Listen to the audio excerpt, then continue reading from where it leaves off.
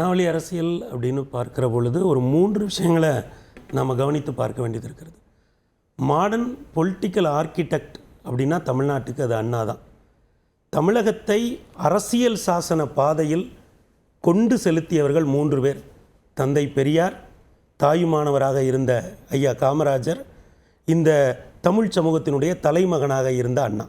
இவர்கள்தான் ஒரு அரசியல் சாசனத்தினுடைய பாதையில் தமிழகத்தை வழிநடத்தினார்கள். அதனால் தமிழ்நாடு ஒரு நவீன சமூகமாக உருப்பெற்றது. அண்ணன் விஜய் அவர்கள் அரசியல் கட்சியை கட்டுகிற போதே அவர் அண்ணாவின் வழியில் தான் கட்டியிருக்கிறார். எப்படி சொல்றீங்க? ஏனென்றால் இந்த மாவட்ட செயலாளர் அப்படிங்கிற இந்த கட்டமைப்பு இருக்குல்ல, இன்றைக்கு தேசிய கட்சிகள் கட்சி நிர்வாகிகளை நியமிப்பதற்கும் மாநில கட்சிகள் நிர்வாகிகளை நியமிப்பதற்கும் குறிப்பிடத்தக்க அளவில் ஒரு மாற்றம் இருக்கிறது. குறிப்பாக மாவட்ட செயலாளர்கள் அப்படிங்கிற ஒன்று இருக்குல்ல, அது அண்ணா முழுக்க அட்மினிஸ்ட்ரேட்டிவ் ஸ்ட்ரக்சர்ல இருந்தே கட்டினார்.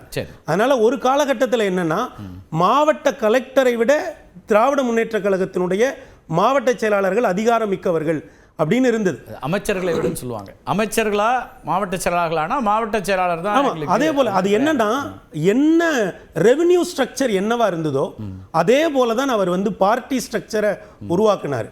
இப்போ ஒரு ஒன்றிய செயலாளர்னா ஒரு யூனியன் இருக்கும். அந்த யூனியன் பிரசிடென்ட்டா யார் வர்றது அப்படின்னா, அங்க ஒரு பிடிஓ இருக்காருன்னா அதுக்கு ஈக்குவலா இங்க ஒரு பொலிட்டிக்கல் எல்லா கட்சிகளும் அப்படிதான் இருந்திருக்கு. இல்ல நீங்க தேசிய கட்சிகள்ல இது கட்டமைப்பு மாறும். அவங்க மண்டலம் வேற மாதிரியான ஒரு கட்டமைப்புக்குள்ள போவாங்க. ஆனால் மாநில கட்சிகள், குறிப்பாக திராவிட கட்சிகள், இந்த பாஜக மட்டும் தேசிய கட்சியா வச்சு பேசுறீங்களா? இன்றைக்கு அவங்க தானே வலிமையான தேசிய கட்சி. காங்கிரஸ் என்ன ஆச்சு?